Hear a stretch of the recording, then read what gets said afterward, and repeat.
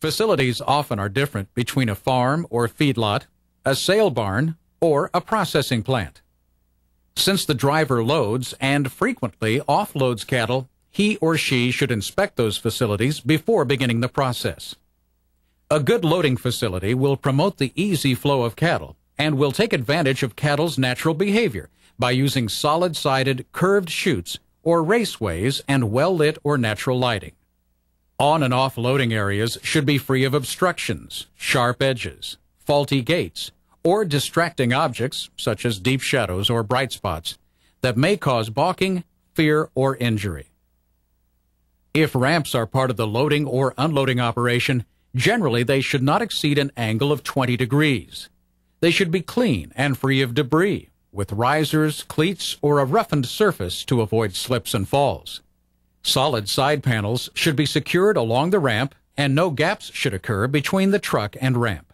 It would be best if they had some ability to look at the facilities as they're unloading, look for problems, look for footing issues that they could point out to the owner. Perhaps there's things that an experienced driver can see that the owner of the facility might not have ever noticed.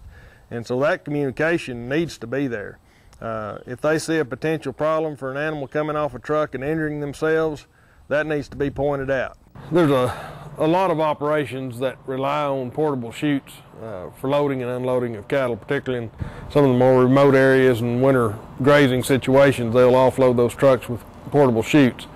Most of the chutes are certainly adequate. Some of the problems as a driver you need to be aware of is try to inspect the flooring in those chutes before you offload cattle.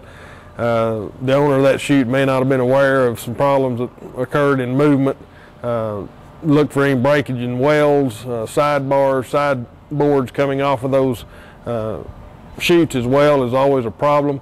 But the main concern in most of the portable chutes is footing. A lot of the cleats will wear out on the floor, some of the portable chutes. Also, looking at the length of some of those chutes. A lot of portable chutes are really too short from what's recommended.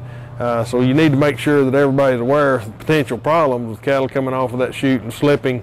And you don't see a big difference and should be inspected prior to unloading those, making sure that those are secured enough. If they're on stable ground, they have a tendency to want to tip when they're raised to truck level to load cattle.